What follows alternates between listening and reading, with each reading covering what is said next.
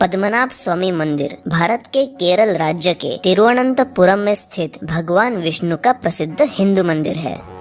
इस मंदिर के गर्भगृह में भगवान विष्णु की विशाल मूर्ति है जो शेषनाग पर शयन मुद्रा में विराजमान है। मान्यता है कि इस मंदिर को 6वीं शताब्दी में त्रावणकोर के राजाओं ने बनवाया था और इस बात का जिक्र 9वीं शताब्दी में लिखे हुए कुछ ग्रंथों में आता है।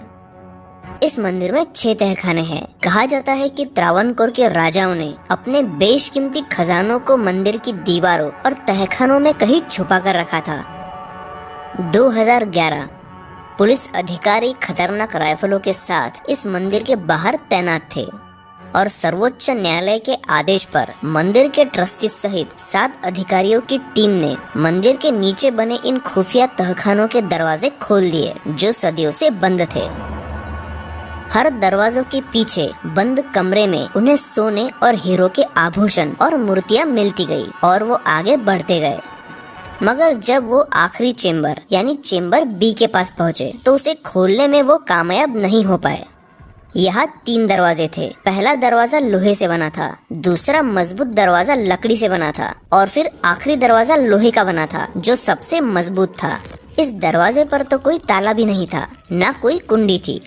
इस दरवाजे को खोलने की सारी कोशिशें नाकामयाब रही।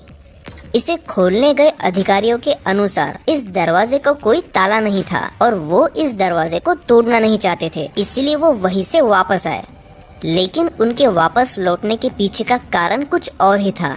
इस दरवाजे पर सांपों के जो चित्र बने हैं वो ये चेतावनी दे रहे थे कि इस दरवाजे को खोला गया तो अंजाम बहुत बुरा होगा, और वैसा हुआ भी था।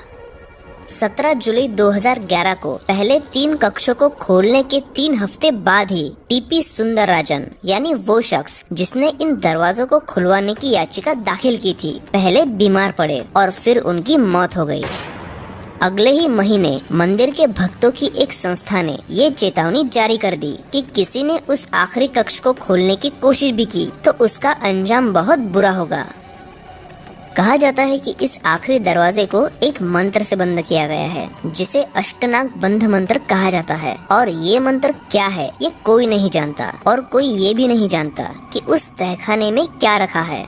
लेकिन उस कमरे के अंदर जो कुछ भी है वो एक अनोखे मंत्र से सुरक्षित है। कहा जाता है कि अगर कोई भी उस कमरे में जाने की कोशिश करता है तो उसके साथ कुछ बुरा जरूर होता है और उसकी जान भी जा सकती है, और ऐसा कुछ लोगों के साथ हुआ भी। इसीलिए उस तहखाने को खोलने का निर्णय सुप्रीम कोर्ट को बदलना पड़ा। पहले 5 तहखानों में मिले खजाने की कुल कीमत थी करीब 2 लाख करोड़। यह 28 किलोग्राम का एक ऐसा बैग भी मिला जिसमें 7 अलग अलग देशों के राष्ट्रीय सिक्के मौजूद थे। इसके बाद केरल हाईकोर्ट के 2 पूर्व जजों समेत 8 लोगों का पैनल बनाया गया जिन्होंने मंदिर के तहखाने से मिले खजाने की गिनती की, जिसमें 3 साल का समय लगा था। कहा जाता है कि जमीन के अंदर जो धन होता है उस पे सर्पों का अधिपत्य होता है, इसलिए मंत्रोच्चार करके 2018 में फिर से उस दरवाजे को खोलने की कोशिशें शुरू हुई थी।